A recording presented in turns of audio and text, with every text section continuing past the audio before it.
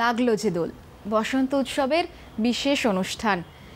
প্রত্যেকটা এপিসোড যেরকম ঠিক সুরেলা হচ্ছে, এই এপিসোডও একদম ব্যতিক্রম নয়, কারণ আমার সঙ্গে যে শিল্পী রয়েছেন তিনি অত্যন্ত সুরেলা, সেটা হয়তো আমার বলার কোনো ধৃষ্টতা নেই। আমার সঙ্গে রয়েছেন শিল্পী সৈকত মিত্র। রঙিন শুভেচ্ছা। রঙিন শুভেচ্ছা। কেমন আছো বলো রঙিন দিনে? আমি বলবো রঙিন শুভেচ্ছা কথাটার থেকে অনেক বেশি অ্যাপ্রোপ্রিয়েট হচ্ছে ফাগুন শুভেচ্ছা। ফাগুন শুভেচ্ছা। ফাগুনের যে রং, মানে রঙের যে মিশেল, তার সঙ্গে পারিপার্শ্বিক, যদিও এই সময়টায় আমাদের হঠাৎ করে গরম পড়ে যাওয়াটা একটু অস্বস্তি দিচ্ছে, তবুও আমাদের ওই আবহাওয়া বলো, পাখিদের ডাক বলো, কোকিল, যারা কোকিলের ডাক, হ্যাঁ, আর ফাগুনের রঙে মেতে উঠে দোল পূর্ণিমা, সব মিলিয়ে অত্যন্ত সুন্দর একটা আবহাওয়া, যার মধ্যে আর কি মানুষ মিশে যেতে চায়, রঙে রঙে মিশে থাকতে চায়। রঙে রঙে রঙিল আকাশ। তুমি কতটা রঙিন আজকের দিনে বলো? মানে তোমার তো যেটা পড়েছো যে পাঞ্জাবিটা, সেটা ভীষণ কালারফুল। তুমি মন থেকে কতটা রঙিন আজকের দিনে? না, আমি একা তো নই, কারণ একা একা রঙিন হওয়া যায় না। সবাই মিলে যদি একটা রঙের মধ্যে রঙের সমাবেশে থাকে, তবেই রঙিন হওয়া যায়। আর এরকম একটা দিনে ভালো লাগাটা ভীষণ একটা সুন্দর। কিরম ভালো লাগা সেটা এক একজনের আলাদা আলাদা তার অনুভূতি, কিন্তু একটা ভালো লাগার একটা অনুভূতি, একটা অনুভব, একটা স্পর্শ, একটা ছোঁয়া কিন্তু পাওয়া যায় প্রত্যেকেরই, সে যে বয়সেরই হোক, যে জেন্ডারের হোক, যে যেরকম অবস্থাতেই থাকুক না কেন, প্রত্যেকেই মেতে ওঠে এই একটা দিনে। কারণ এর মধ্যে কোনো ভেদাভেদ নেই, এবং শুধুমাত্র মানুষের প্রতি মানুষের ভালোবাসা, এটাই আসল। আমার মনে হয় যে আক্ষরিক অর্থে, এবং তুমি যদি এর ভেতরের নিহিত অর্থ খোঁজো, মানে খুঁজতে যাও, তাহলেও কিন্তু একদম ভালো থাকাটা, রঙিন থাকাটা, ভালো থাকার তো একমাত্র উপায় হচ্ছে ভালো লাগা, ভালোবাসা, অন্যের মধ্যে ভালোবাসাটা ছড়িয়ে দেওয়া, সেটাই একমাত্র ভালো থাকা, যেটা একটু কমে কমে যাচ্ছে বোধহয়। রঙিন গান, আমরা একটু গানে আসি, তারপর আবার কথায় যাব। যদি তারে নাই চিনি গো, সে কি আমায় নেবে চিনে, নব ফাল্গুনের দিনে, জানিনে যদি তারে নাই চিনি গো, সে কি আমার কুড়ির কানে কবে, সে কি আমার কুড়ির কানে কবে কথা গানে গানে, পরাণ তাহার নেবে কিনে, এই নব ফাল্গুনের দিনে, জানিনে যদি তারে নাই চিনি গো, সে কি। এই সে কির ওপরেই আসল ব্যাপারটা। তোমায় কোনো একটা অনুভূতি কারোর কাছে নিয়ে গেছে, কারোর দ্বারে নিয়ে গেছে, কারোর নিকটে নিয়ে গেছে, সে সেই অনুভূতিটাকে রেসিপ্রোকেট করবে কিনা, তার উপরেই তো নির্ভর করে তোমার সঙ্গে তার মানে কীরমভাবে কী সম্পর্কটা তৈরি হবে। তো কাজেই সেই শেকির ওপরেই কিন্তু নির্ভর, মানে শেকি মানে শেকি না, কাঁপন নয়, সে কি। সৈকত, তোমার ছোটবেলাটা কেমন ছিল? মানে শৈশব থেকে কৈশোর, কৈশোর থেকে যৌবন, বসন্তর তো নানান ধরনের সেজ, তোমার সেই সেজগুলো একটু জানতে চাই। ছোটবেলাটা কেমন কাটতো এই সময়? ছোটবেলাটা আমাদের দোলটা শুরু হতো মোটামুটি 7-10 দিন আগে থেকে। বাপরে, 7-10 দিন আগে থেকে, এই কারণে যে আমরা তখন কিন্তু একটু রাউডি ছিলাম। মানে যেগুলো এখন রাস্তাঘাটে তোমরা দেখতে পাও না, বা এই প্রজন্ম হয়তো বুঝতে পারে না, আমরা কিন্তু রাস্তাঘাটে বহু দিন আগে থেকে আমাদের খুব মজা ছিল। আমরা খুব ছোট, কিন্তু খুব মজা ছিল। ওই এক রকমের বেলুন পাওয়া যেত, তার মধ্যে রঙিন জল মিশিয়ে সে প্রচুর বানাতাম। আর লুকিয়ে লুকিয়ে বারান্দা থেকে, ছাদ থেকে অচেনা কেউ গেলে তাদের গায়ে ছুঁড়ে মারা, নিয়ে লুকিয়ে পড়া। সে যে কি প্রচণ্ড বিড়ম্বনায়, হয়তো নতুন ধোপ দুরস্ত জামা কাপড় পরে, মানে তখন সেই সেন্সটাই ছিল না, ওটাই মজা ছিল। কৈশোরটা তো মানে ইনফ্যাক্ট তোমার যদি মনে রং লাগার যদি কোনো একটা জায়গার মানে একটা সময় থাকে, বয়স হয়, সে বয়স সন্ধিটা হচ্ছে কৈশোর। ওই কৈশোরে মানে কাছাকাছি যেতে পারাটাও একটা কিন্তু একটা রঙিন রঙিন ব্যাপার। তো সেইটুকু সেটা কি করবে, হাতে রং আবির নিয়ে যাওয়া ইত্যাদি ইত্যাদি, সেরকমভাবে একটা ব্যাপার ছিল। যদিও রং লাগার ব্যাপারটা অনেক আগে, আমাদের যেমন এখন ভ্যালেন্টাইন্স ডে ইত্যাদি, আমাদের ছোটোবেলায় এসব শুনিনি। ছিল হয়তো ইউরোপে ছিল, কেউ বিদেশে ছিল, আমাদের মানে অন্তত কলকাতাতে ছিল না, ভারতবর্ষের কোথায় ছিল আমার কোনো জ্ঞান নেই। আমাদের ওই ভালো লাগার দিনটা ছিল অ্যাকচুয়ালি সরস্বতী পুজো। ঠিক, আমাদের বাড়িতে সরস্বতী পুজো হতো বলে আমি হয়তো খুব একটা বেরোতে পারতাম না, কিন্তু বন্ধুদের মধ্যে দেখতাম যে একটা উচ্চাটন মনো ঘরে রয় না, মানে এরকম একটা ব্যাপার ছিল আর। তো সেইটার থেকে সেটা কন্টিনিউ হতো দোল।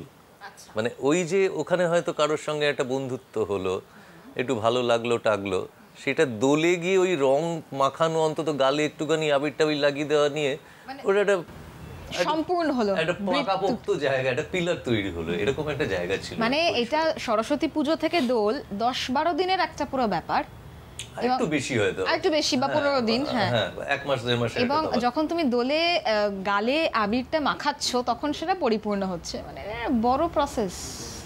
বড় প্রসেস তো বটেই, কারণ ওই যে মানে ফাল্গুন মাস আসার আগে এবং পরে, দেখো যে কোনো জিনিস ঘটার আগে একটা অনুঘটক থাকে, ঠিক ঠিক, আবার ঘটে যাওয়ার পরে তাতেও কিন্তু একটা ফুলফিলমেন্ট একটা ব্যাপার থাকে। আমার হয়নি, কারণ আমার ওই যে বললাম বাড়িতে সরস্বতী পুজোটা এত আমাদের বাড়িতে হই হই করে হতো যে সেখান থেকে বেরিয়ে গিয়ে আর কিছু করবো ওই ব্যাপারটাই মানে মাথাতেও আসতো না, এগুলো অনেক পরের ব্যাপার কলেজে উঠে। তো যাই হোক, কিন্তু আমাদের বন্ধু বান্ধবদের মধ্যে হয়েছে, আলোচনা শুনেছি, এবং তখন এই সমস্ত আলোচনা মানে প্রচণ্ড রোমাঞ্চ, কানটান লাল হয়ে যাচ্ছে এরকম ব্যাপার, যে বলছে তার বেশি লজ্জা, আচ্ছা, আমরা যারা শুনছি তাদের থেকে। আচ্ছা, এরকম একটা ব্যাপার। তোমার কি এই সময়টাতে সরলতা ছিল, তোমার কি এই কৈশোরের যে সময়, সেখানে কি তোমার মনেও রং এসেছিল? নিশ্চয়ই, 100 এসেছিল। আমি শুনবো, তার আগে একটু গান শুনি। গান শুনবে? তোমাকে পেয়েছি যখন, একটু একটু একটু করে তো গান শুনবোই। আবিরে রাঙালো কে আমায় ললিতা গো, আবিরে রাঙালো কে আমায় শরমের আগে যেন অনুরাগে, শরমের আগে যেন অনুরাগে ফুলদয় জাগালো কে হিয়ায়, তনু মন আবেশে জড়ায়, আবেশে রাঙালো কে আমায় ললিতা গো, আবিরে রাঙালো কে আমায়। তোমায় কে রাগিয়েছিল আবিরে, বলো? আমায় কে রাঙিয়েছিল বলতে, যে আমার এখন অর্ধাঙ্গিনী সেই আর কি প্রথম বলা যেতে পারে। একটু তো এই গল্পটা শুনতেই হবে। গল্পটা কি, ওগুলো তো হচ্ছে যে যখন কেন কি এইভাবে তো কিছু হয় না, আমার মনে হয় না হয়েছে।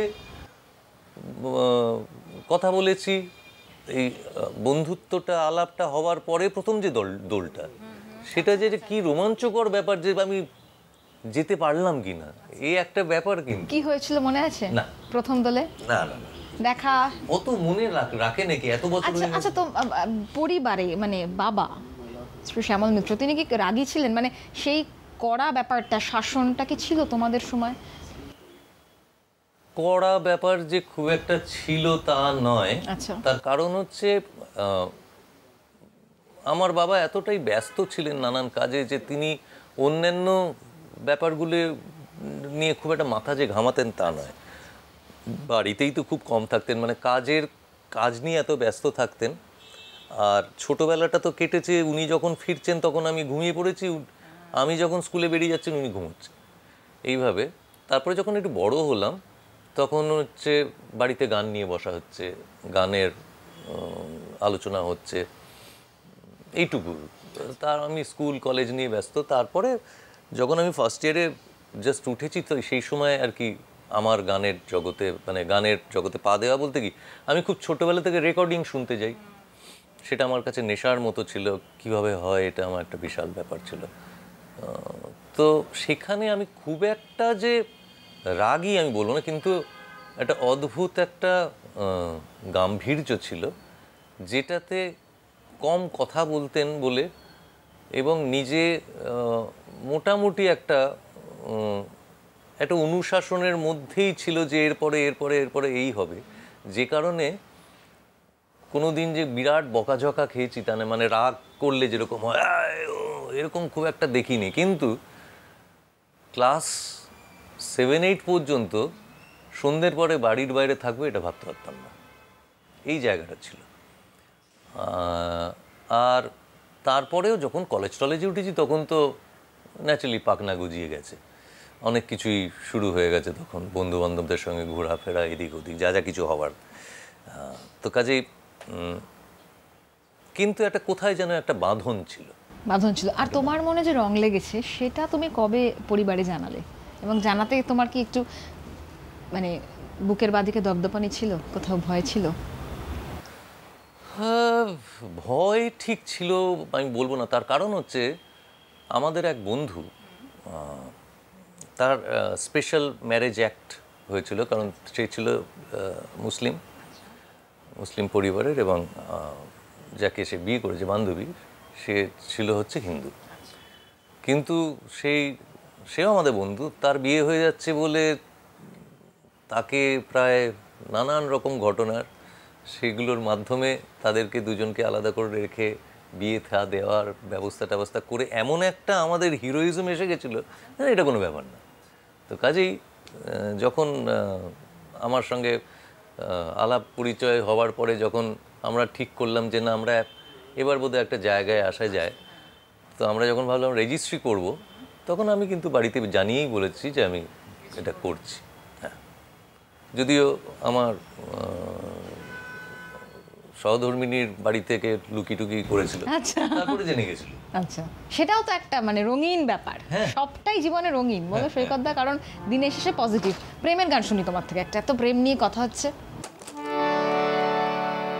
ভুল ভেঙে যাবে যেদিন, তুমি আমারই হবে, শুধু আমারই হবে গো সেদিন। মিছে অভিমান জমানো বুকে, মিছে অভিমান জমানো বুকে, শেষ হয়ে যাবে একদিন। ভুল ভেঙে যাবে যেদিন, তুমি আমারই হবে, শুধু আমারই হবে গো সেদিন। কি সুন্দর কথা, কি সুন্দর। গানের এই যে আড্ডা ছোটবেলায়, এই সমস্ত দিনে, ধরো দোলের দিন, সরস্বতী পুজোর দিন, যেহেতু তুমি একটা সাংগীতিক পরিবারেই বড় হয়ে ওঠা, এরকম আড্ডা হতো বিশেষ দিনগুলোতে? সরস্বতী পুজোর দিন একটাই জিনিস আমি দেখে এসেছি, বরাবর আমিও সেটা মেনে এসেছি, এই বছরে তার ব্যতিক্রম হলো। কারণ আমি সেই দিনটা জানতাম না যে সরস্বতী পুজো, এই কারণেই হয়েছে। তো যাই হোক, সরস্বতী পুজোর দিন আমাদের বাড়িতে কোনো গান বাজনা হতো না। ওই একটা দিন, যেমন আমরা বই খাতা ঠাকুরের কাছে আমাদের বাড়িতে খুব বড় করে সরস্বতী পুজো হতো, তো বাবারও হারমোনিয়াম এবং গানের খাতা সবই ওখানে দেয়া থাকতো। সেদিন কোনো গান বাজনাই হতো না। আর অন্যান্য সময়গুলো, দোলের দিন আমাদের যেমন একটা আলাদা বন্ধু বান্ধব, এরকম আমরা ওই যে বললাম ভূত হয়ে ফিরতাম, ওটাই মজা ছিল। আমার বাবা সঙ্গে মাও মাঝে মাঝে যেতেন, তাদের বন্ধু বান্ধবদের বাড়িতে একটা আলাদা করে একটা মানে পার্টি তো অন্যান্য সময় সন্ধেবেলা হতো কাজের পরে, এই দোলের দিনটা সকাল থেকে মানে দুপুর থেকে সন্ধে পর্যন্ত, এবং তারপরে ফেরত এসে সোজাসুজি বিছানায়, সেটাও দেখতাম। আচ্ছা, আর সৈকতদার কি রং পাল্টেছে? মানে শৈশবে একটা রং পছন্দ হতো, কৈশোরে এসে একটু অন্য রং পছন্দ, আবার যৌবনে এসে আবার রং পাল্টাচ্ছে, এরকম হয়েছে? আমরা ছোটবেলায় দেখতাম যত পাড়ায় পাড়ায় দোল খেলা হতো, যত পুরনো খাস্তা হয়ে যাওয়া জামাকাপড় সেগুলো পরে দোল খেলতো সবাই, যাতে ওইগুলো আর কেচেও তো রং উঠবে না, ফেলে দিতে হবে একদম। কিন্তু এখন আবার নতুন জামা ট্রেন্ড এসছে, সেটাও তোমাকে বলি, সাদা টি শার্ট হোক পাঞ্জাবি হোক সেটা নতুন পরতে হবে। এখন তো সাধারণ লোক একটু বড় লোক হয়ে গেছে, তো অন্তত মানে ক্রেডিট কার্ড দিয়ে জামা কাপড় কেনা টেনার যায়, তো যাই হোক সেটা না। হোয়াইট এমন একটা জিনিস, হোয়াইট তো সব থেকে অ্যাবজর্বিং, তো অ্যাবজর্ব করে নেয় বলে সব কালারগুলো যাতে বোঝা যায় তার জন্য হয়তো সাদা, আমার এইটুকু মনে হয়। গানে যাই একটা, তারপরে তোমার আজকের পরিকল্পনা শুনবো, কি প্ল্যান?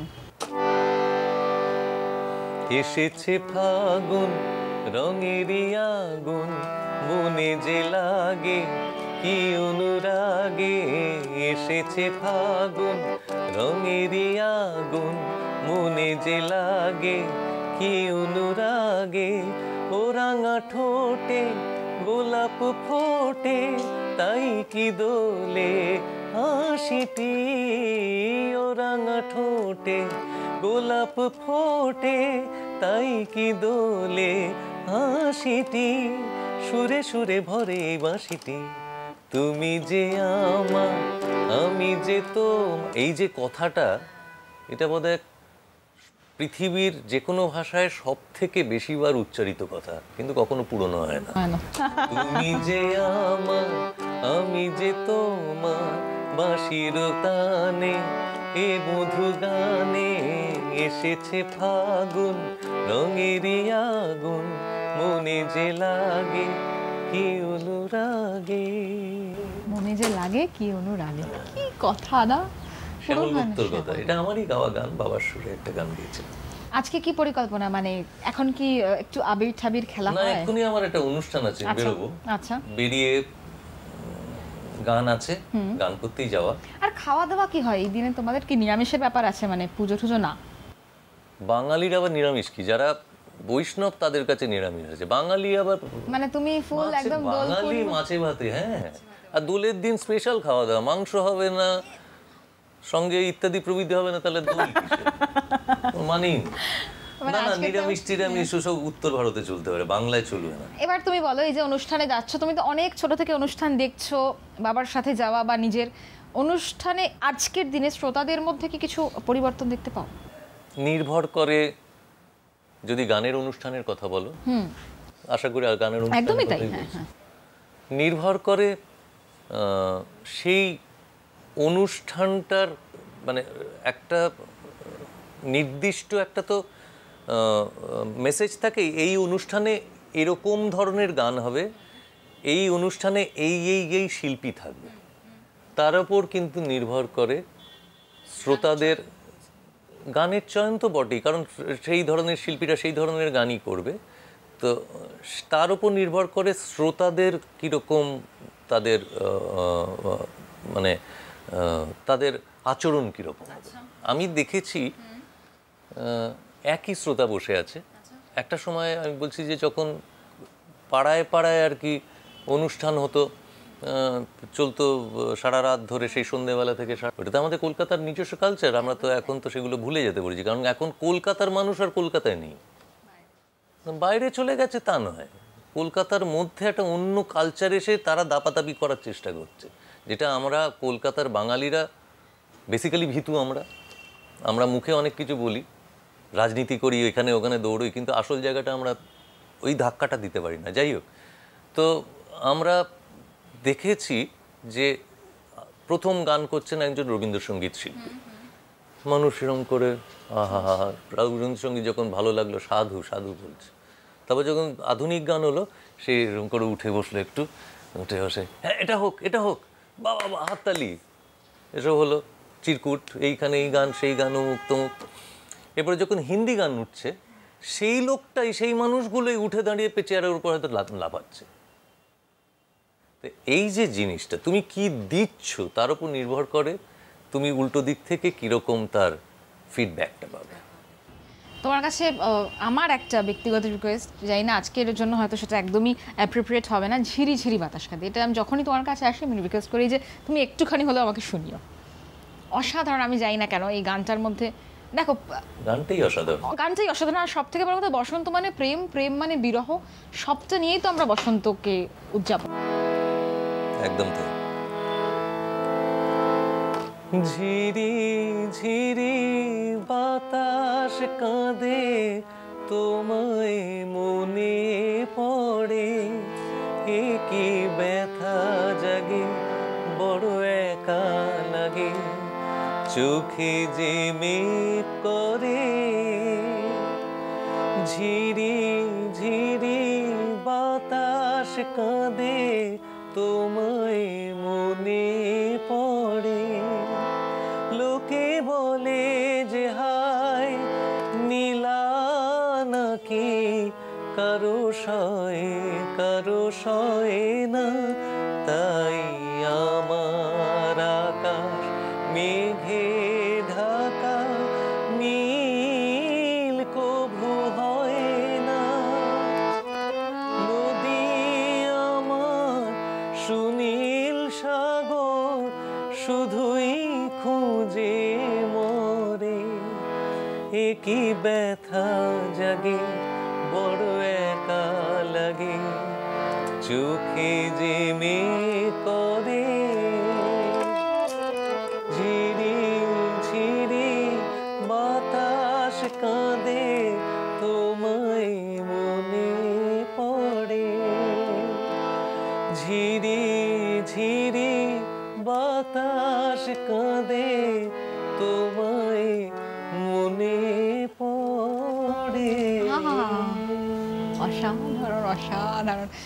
এখন এই মানে এই গানটা বিভিন্ন জায়গায় রিঅ্যারেঞ্জ হচ্ছে, কিন্তু এই যে ফ্লেভারটা, এই ফ্লেভারটা বোধহয় কোথাও মিসিং। রিঅ্যারেঞ্জ হতেই পারে, আমি কোনো দিনই সেটাকে কোনোভাবে ছোট করব না, কিন্তু প্রত্যেকটা গানের তো একটা ফ্লেভার আছে, সেইটা বোধহয় কোথাও কোথাও না। অ্যাকচুয়ালি দেখো, একটা ব্যাপার হচ্ছে কি, ধরো এটা তো একটা গানের কাঠামো, প্রত্যেকটা গানের প্রত্যেকের গানটা কি, কথাটা যে লেখা হয়েছে তার উপর সুর করা হয়েছে, গানটা হচ্ছে ওই কথাগুলোকে সুরে বলা, তুমি কীরকমভাবে বলবে, তোমার ইন্টারপ্রিটেশনটা কি, সেটাই কিন্তু আসল। তুমি কিভাবে একটা কথা বলতে চাও, প্রত্যেকে তাহলে তো রোবটের মতো সবাই একরকম হবে। এই যে রবীন্দ্রসঙ্গীতের বা যে কোনো গান যখনই রিমেক হচ্ছে বা আলাদা আলাদা আলাদা শুনতে লাগে কেন, তার ভঙ্গিমা, তার গাইবার যেটা ভালো লাগে সেটাই, যেটাতে সঠিকভাবে কথাগুলো বলা হয়। এই বলাটা যদি ঠিকঠাক মতো হয়, তার ইন্টারপ্রিটেশন আলাদাই হতেই পারে। মানে তুমি বলাটার উপরে বেশি নজর দিচ্ছ। গানটা হচ্ছে কথাটা সুরে বলা, নাথিং বাট বলা। তোমার গলায় যদি সুর থাকে, কিন্তু যেটা তোমার মানে অরিজিনাল সুর, সেটা যদি কেউ পাল্টে দেয়, এটা না, সুর পাল্টালে তো কানে লাগে। মানে একটু সুরটাকে যদি দেখো, একটু একটা গানের যেভাবে গাওয়া হয়েছে সেটাকে একটু তোমার নিজের মতো করে তুমি গাইলে তাতে এমন কিছু বিরাট হই হই করে দোষ হয় না। কিন্তু তুমি যদি আমূল বদলে দিতে চাও, তাই না, মানে তুমি এটা গাইছো গানটা ঝিরি ঝিরি বাতাস কাঁদে, তুমি যদি ঝিরি ঝিরি বাতাস কাঁদে কাছাকাছি করলে, কাছাকাছি, হ্যাঁ, কিন্তু এটা তো মানুষের কানে, হ্যাঁ, এই যে জিনিসটা মানুষের কানে যেটা বসে আছে, দেখো মানুষের কানে এমনি এমনি তো বসে যায় না, এগুলোর মধ্যে সেই বেসিক জিনিসটা আছে বলেই মানুষের কানে বসে আছে। সেইটাকে তুমি যদি নড়াতে চাও, সেটা কিন্তু মানুষ গ্রহণ করবে না। আমরা একদম শেষে এসেছি, কি বলবে দর্শকদের, কি বলবে? তুমি যদি একটা জিনিস পাগলের মতো ভালোবেসে করতে চাও, তুমি অ্যাটলিস্ট একটা জায়গায় গিয়ে নিজেও অনুভূতিটা তোমার মধ্যে সেটাই হবে যে হ্যাঁ, আমি এটা করতে চেয়েছিলাম, আমি এটার মধ্যে নিজের জীবনটা অতিবাহিত করেছি, এটাই আমার সুখ। এটাই আমার শান্তি, এটাই আমার আনন্দ। খুব গুরুত্বপূর্ণ কথা। তোমার গান দিয়েই শেষ করব, আমার যে ফর্মালিটি সেটা শেষ করি। আগামী দিন খুব ভালো কাটুক, সুরে কাটুক, সেই একই কথা, শুভেচ্ছা রইল। আর আপনারা অবশ্যই দেখতে থাকুন NKTV বাংলা। যেতে হবে দূরেরই নিশানায়, ঠিকানা কি তার জানি না। যেতে হবে দূরেরই নিশানায়, ঠিকানা কি তার জানি না।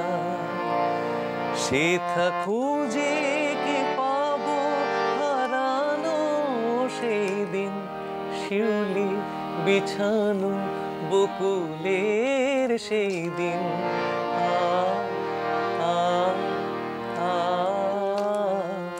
কত ঝঞ্ঝায় উত্তাল তোলপাড় সেই দিন, চুপচাপ চোখে চেয়ে থাকা সেই দিন।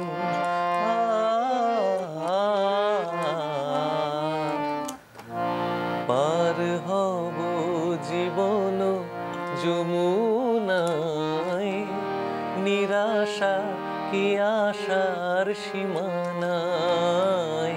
যেতে হবে দূরেরই নিশানায়, ঠিকানা কি তার জানি